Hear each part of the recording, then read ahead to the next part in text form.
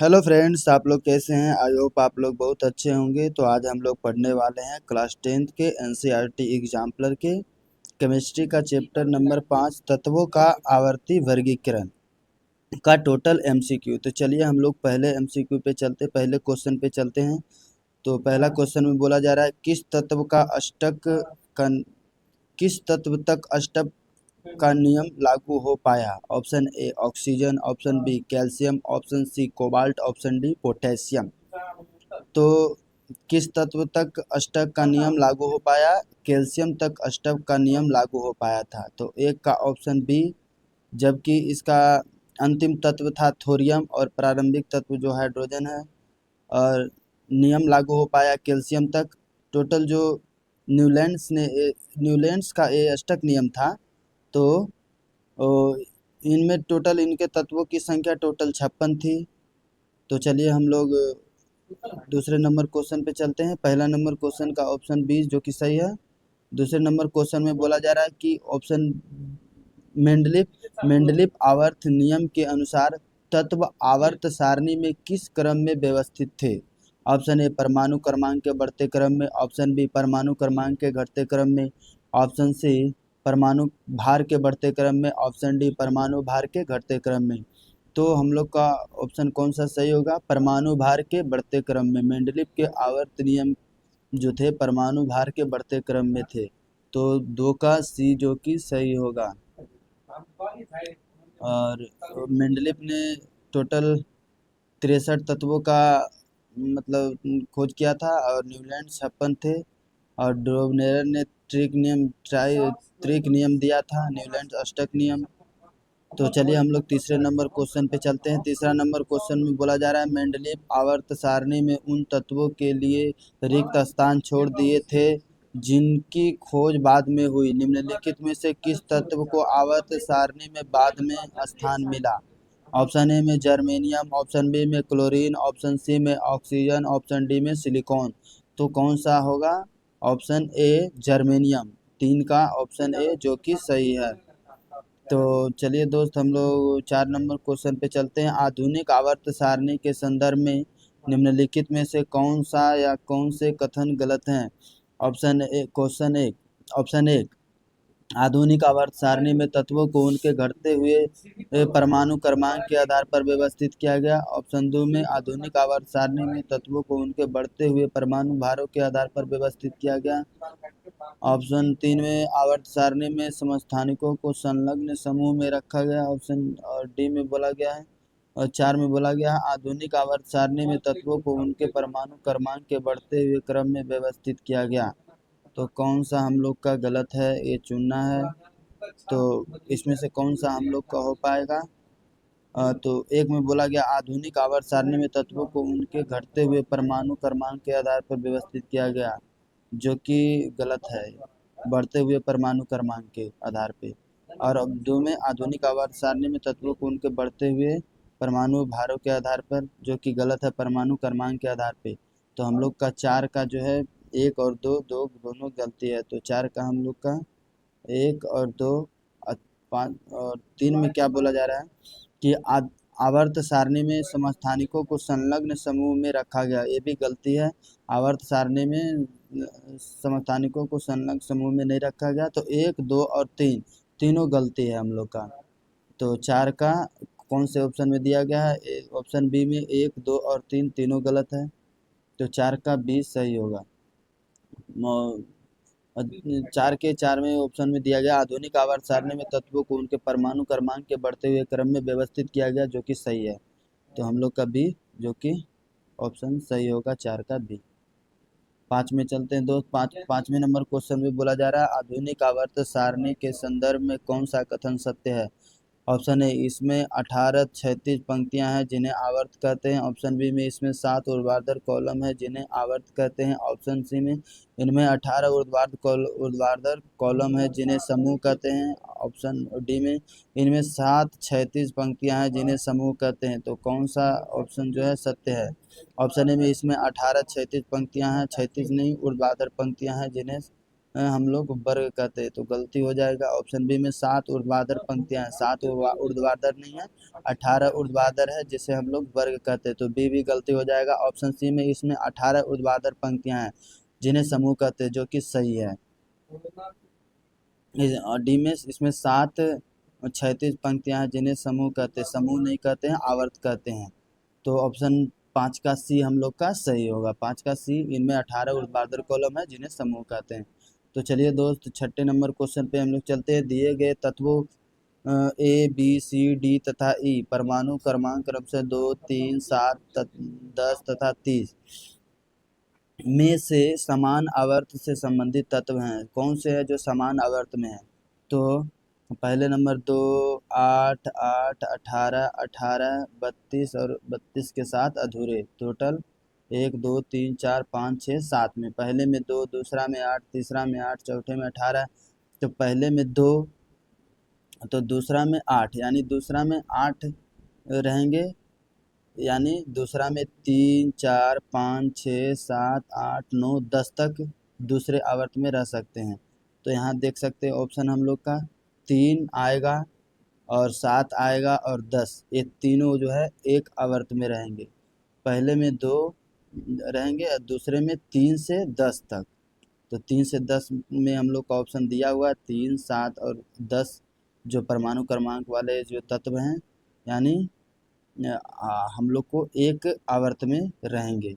तो ऑप्शन कौन सा सही होगा? ऑप्शन ए में ए बी सी दिया हुआ है, ऑप्शन बी में बी सी डी दिया हुआ है, ऑप्शन सी में ए डी ई दिया हुआ है, ऑप्शन डी में बी डी ई दिया हुआ है। तो ऑप्शन परमाणु क्रमांक 3, यानी हाइड्रोजन हीलियम लिथियम, यानी लिथियम और 7 के जो हो जाएगा हम लोग का नाइट्रोजन और 10 के नियोन, तीनों एक आवर्त में होंगे।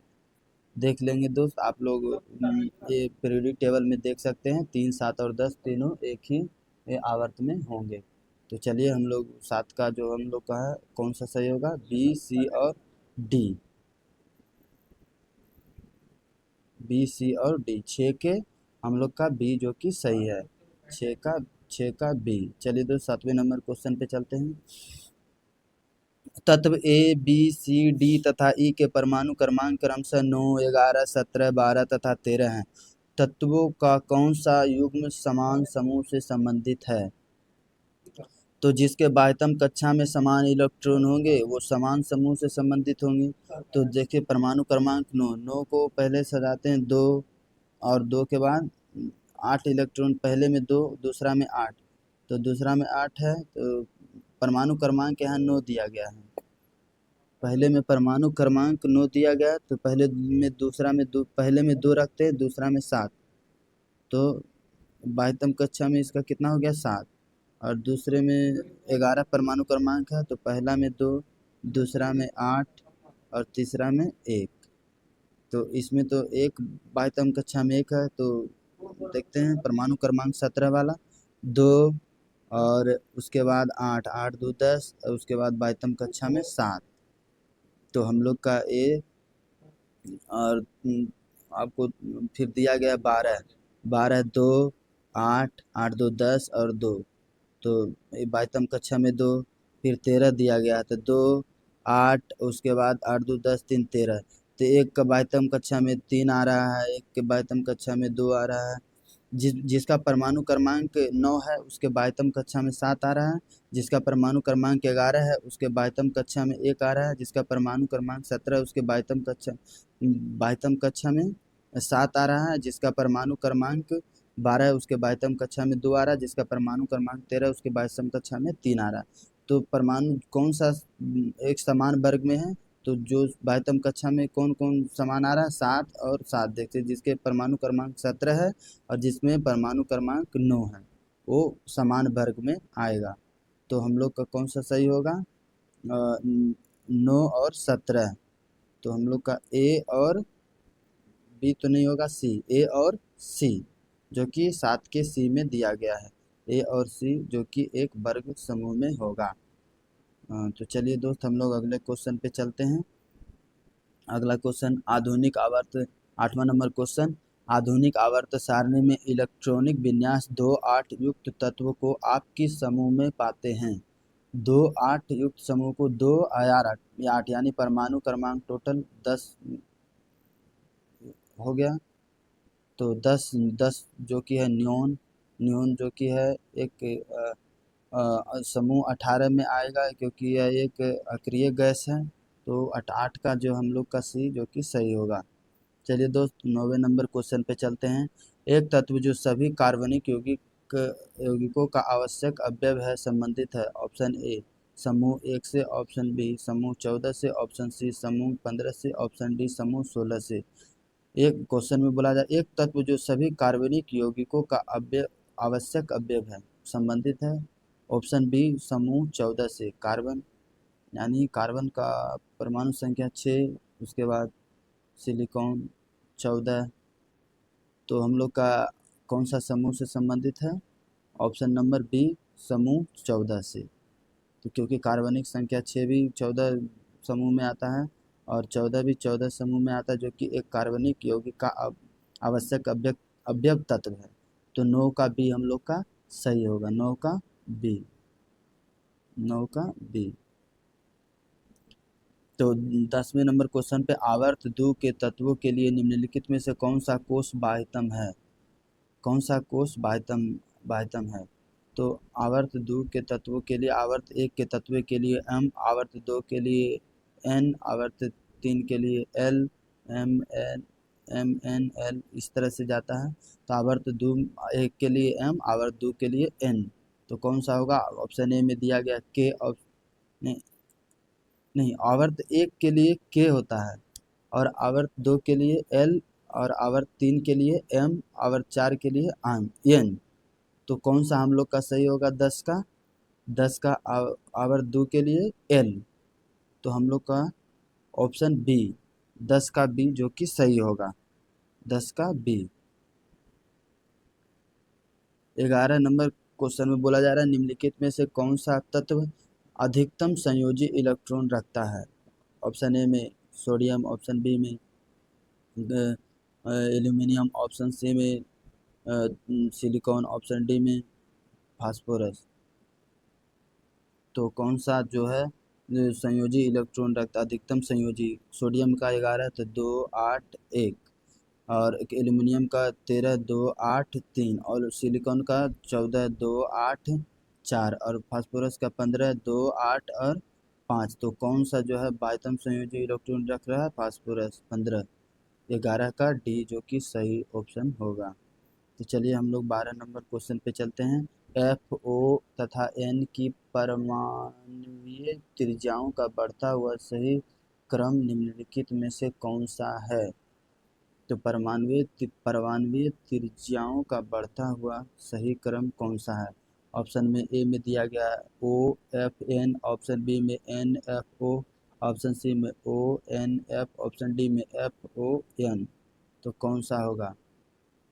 तो हम लोग जानते हैं कि आवर्त सारणी में बाएं से दाएं जाने पर परमाणु त्रिज्या जो है घटता है, ऊपर से नीचे आने पर परमाणु त्रिज्या बढ़ता है। तो यहाँ पे दिया गया है ऑक्सीजन, फ्लोरीन और नियोन। ऑप्शन ए में, ऑप्शन बी में नियोन, फ्लोरीन और ऑक्सीजन, ऑप्शन सी में oxygen, neon, fluorine, option D में फ्लोरीन, ऑक्सीजन और नियोन। तो फ्लोरीन का हम लोग का 9, ऑक्सीजन फ्लोरीन का हम लोग का 9 होता है, ऑक्सीजन का 8 होता है और नाइट्रोजन का 7 होता है। तो हम लोग का बोला जा रहा है कि यानी 7 8 9 इधर से इधर जाएंगे तो हम लोग का परमाणु आवर्त में परमाणु हम लोग का त्रिज्या घटेगा। और यहाँ बोला जा रहा है कि बढ़ता क्रम में, तो पहले 9 होगा, उसके बाद 8 होगा, उसके बाद 7 होगा। तो यानी फ्लोरीन होगा, उसके बाद होगा ऑक्सीजन और उसके बाद होगा नाइट्रोजन। तो कौन सा ऑप्शन में? ऑप्शन नंबर डी 12 का डी जो कि सही है। फ्लोरीन और उसके बाद ऑक्सीजन, उसके बाद नाइट्रोजन। तो 12 का डी आंसर सही होगा। चलिए दोस्त हम लोग 13 नंबर क्वेश्चन पे चलते हैं। निम्नलिखित में से किस तत्व की परमाणुीय त्रिज्या सर्वाधिक है? ऑप्शन ए में सोडियम में, ऑप्शन बी में मैग्नीशियम में, ऑप्शन सी में कैल्शियम में, ऑप्शन सी में पोटेशियम, ऑप्शन डी कैल्शियम। पूछा रहा परमाणु त्रिज्या सर्वाधिक किसमें है। तो ऊपर से नीचे आने पे परमाणु त्रिज्या आवर्त सारणी में ऊपर से नीचे आने पे परमाणु त्रिज्या जो है बढ़ती है, परमाणु त्रिज्या बढ़ती है, और बाएं से दाएं जाने पे परमाणु त्रिज्या हम लोग का घटती है, यानी परमाणु का आकार घटता है। तो यहाँ हो जाता है। एक ट्रिक है जो पहला वर्ग में आता है, ना ली ना करे रब से फरियाद, और दूसरा में होता है क्या है, बेटा मांगे कार सफारी एसआर। तो हम लोग इसमें देखते हैं कि किसका परमाणु त्रिज्या सर्वाधिक होगा। तो ऊपर से नीचे आ रहे हैं, पहले सोडियम ना, ये तीसरे आवर्त में आएगा सोडियम, और मैग्नीशियम भी आ गया तीसरे आवर्त में। तो सबसे पहले आएगा सोडियम जिसका परमाणु त्रिज्या सबसे अधिक रहेगा, उसके बाद आएगा मैग्नीशियम, क्योंकि मैग्नीशियम बाएं से दाएं हो जा रहा है, जबकि बाएं का परमाणु त्रिज्या सबसे अधिक होगा, और ऊपर से नीचे आने पे सबसे अधिक होगा। और इसमें देखा जा रहा है कैल्शियम, कैल्शियम कैल्शियम जो है कैल्शियम जो है चौथे आवर्त में आ रहा है। तो और पोटेशियम जो है ये चौथे आवर्त में आ रहा है। तो इसका कौन सा ऑप्शन जो सही होगा। तो चौथे आवर्त में पोटेशियम है और चौथे आवर्त में कैल्शियम है, तो कैल्शियम से पहले पोटेशियम हम लोग का सही होगा। तो 13 का सी जो है हम लोग का आंसर सही होगा, 13 का सी, 13 का ऑप्शन सी, क्योंकि सोडियम तो तीसरे में है और पोटेशियम चौथे में, और पोटेशियम के बाद कैल्शियम है, तो जो कि दाहिने तरफ में आता है। तो दाहिने तरफ में आने पे परमाणु त्रिज्या कम हो जाता है, तो इस हिसाब से हम लोग का 13 का सी सही होगा। तो 13 का ऑप्शन सी पोटेशियम। चलिए 14 नंबर क्वेश्चन पे चलते हैं हम लोग। निम्नलिखित में से कौन सा तत्व आसानी से इलेक्ट्रॉन खो देता है। Option A magnesium, option B sodium, option C potassium, option D calcium. जिसके बाह्यतम कक्षा में इलेक्ट्रॉन सबसे कम होगा, यानी जो सबसे अधिक धात्विक गुण रखेगा वो इलेक्ट्रॉन आसानी से खो देगा। तो कौन किसके पास सबसे अधिक धात्विक गुण है। धात्विक गुण हम लोग के पोटेशियम के पास सबसे अधिक है, सबसे अधिक विद्युत धनात्मक तत्व है। तो 14 का सी जो कि हम लोग का सही होगा।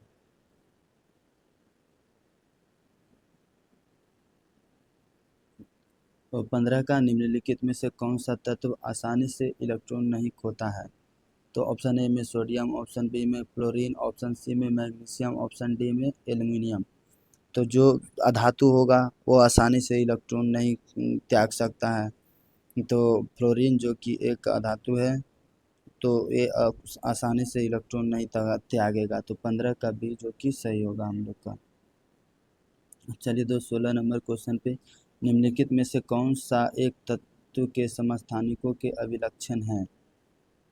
और ऑप्शन में पढ़ते हैं। पहला ऑप्शन में एक तत्व के समस्थानिक के परमाणु भार समान होते हैं। ऑप्शन बी में एक तत्व के समस्थानिकों के परमाणु क्रमांक समान होते हैं। ऑप्शन 3 में एक तत्व के समस्थानिकों के भौतिक गुण समान होते हैं। ऑप्शन 4 में एक तत्व के समस्थानिक समान रासायनिक गुण प्रदर्शित करते हैं। तो कौन सा सही होगा। ऑप्शन ए में दिया गया 1, 2 तथा 4, ऑप्शन बी में दिया गया 2, 3 तथा 4, ऑप्शन 3 में दिया गया है कि 2 और 3, और ऑप्शन 4 में दिया गया 2 तथा 4। कौन सा सही होगा।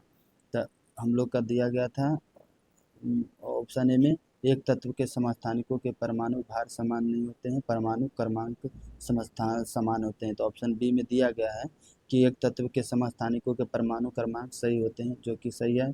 और ऑप्शन 4 में एक तत्व के समस्थानिक समान रासायनिक गुण प्रदर्शित करते हैं, समान परमाणु गुण रहेगा तो समान रासायनिक गुण भी प्रदर्शित करेगा। तो 2 और 4 जो कि सही है। 2 और 4 हम लोग का 16 के डी में दिया गया है, तो 16 का आंसर डी जो कि सही होगा। चलिए दोस्त हम लोग 17 नंबर क्वेश्चन पे चलते हैं। 17 नंबर क्वेश्चन पे निम्नलिखित तत्वों को उनके धात्विक गुणों के घटते हुए क्रम में व्यवस्थित कीजिए। धात्विक गुणों के घटते हुए क्रम में, यानी पहले धात्विक गुण अधिक वाला आएगा उसके बाद कम। तो सोडियम, सिलिकॉन, क्लोरीन और मैग्नीशियम, एल्युमिनियम दिया गया है। तो ऑप्शन ए में सबसे अधिक दिया गया क्लोरीन का, उसके बाद सिलिकॉन का, एल्युमिनियम का, उसके बाद मैग्नीशियम का और सोडियम का। ऑप्शन बी में सोडियम अधिक है, धात्विक गुण सोडियम का अधिक होगा, उसके बाद मैग्नीशियम का, उसके बाद एल्युमिनियम का, उसके बाद सिलिकॉन का, उसके बाद क्लोरीन। ऑप्शन सी में सोडियम का, उसके बाद एल्युमिनियम का, उसके बाद मैग्नीशियम का, उसके बाद क्लोरीन का, उसके बाद सिलिकॉन का। ऑप्शन डी में क्लोरीन का, ऑप्शन डी में एल्युमिनियम का, उसके बाद सोडियम का, उसके बाद सिलिकॉन का, उसके बाद कैल्शियम का, उसके बाद मैग्नीशियम का। तो कौन सा धातु के धात्विक गुणों के घटते क्रम में व्यवस्थित है? तो सबसे पहले तो आएगा इसमें से चारों ऑप्शन में सोडियम का धात्विक गुण सबसे अधिक होगा और सबसे कम होगा क्लोरीन का, क्योंकि अधातु है, सोडियम और धातु है, तो इसका सबसे धात्विक गुण अधिक होगा, जो कि ऑप्शन बी में दिया गया। उसके सोडियम के बाद पहले होता है पोटेशियम, उसके बाद सोडियम, उसके बाद कैल्शियम, मैग्नीशियम, एल्युमिनियम, इस तरह से होता है।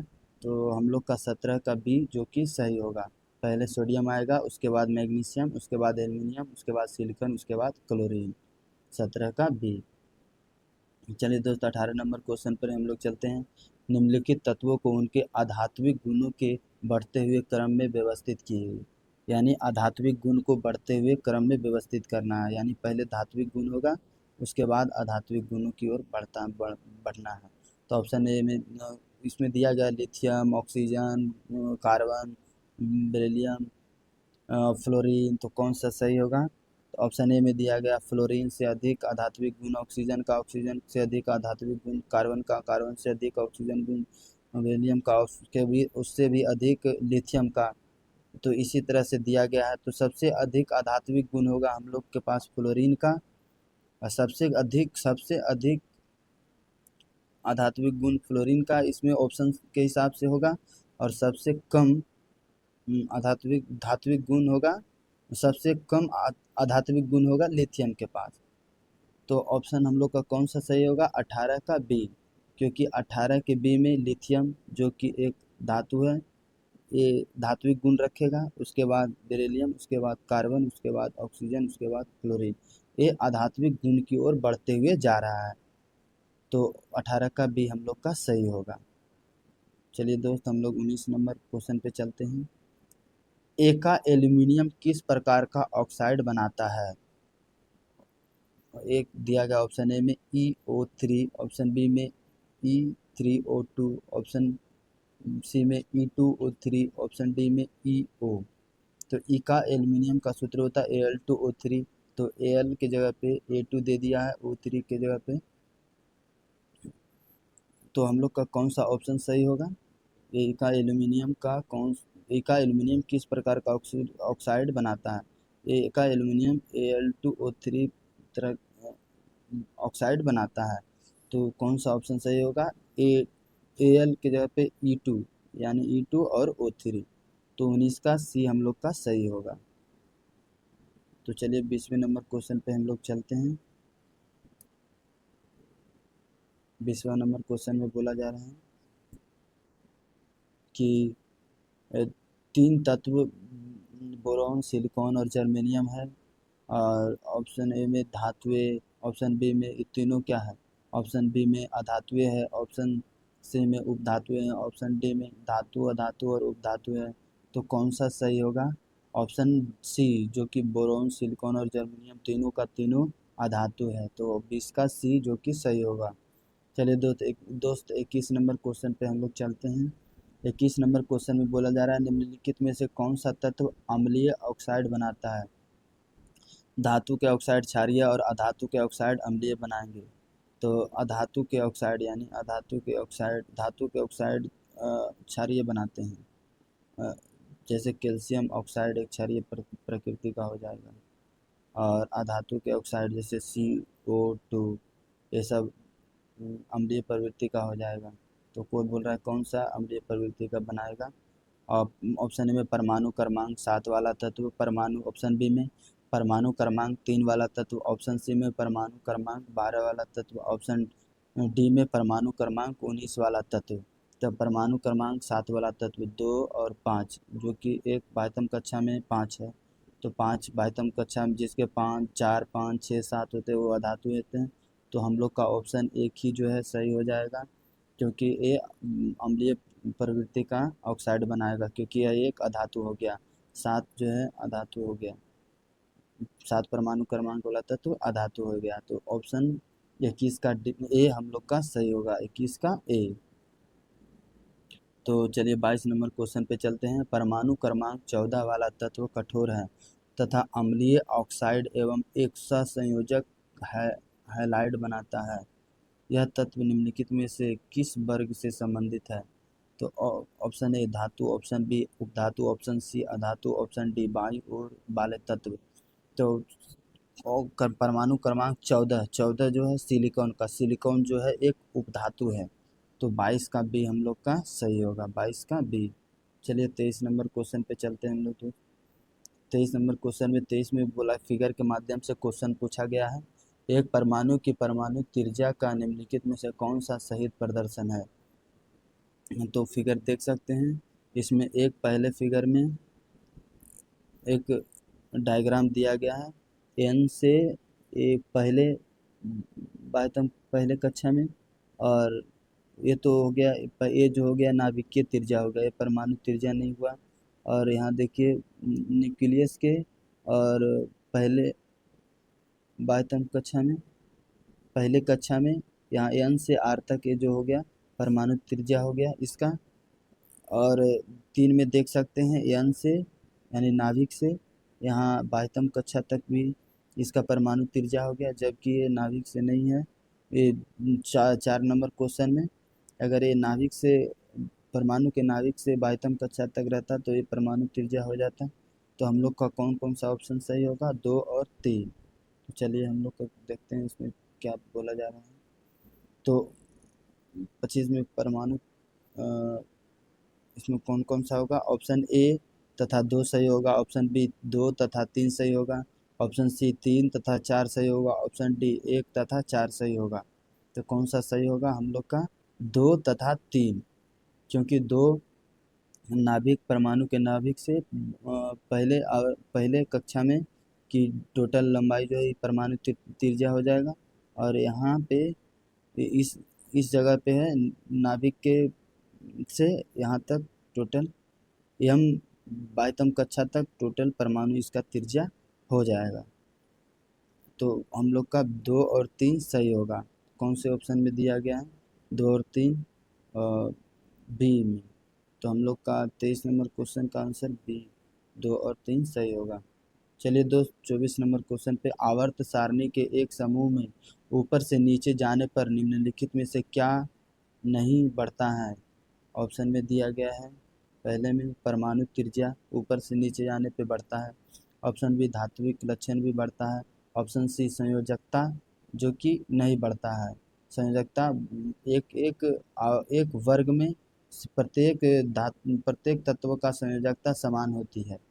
तो ऑप्शन डी में दिया गया कि एक तत्व में कोषों की संख्या। तो इसका करेक्ट आंसर हो जाएगा ऑप्शन सी, 24 का सी, संयोजकता नहीं बढ़ता है।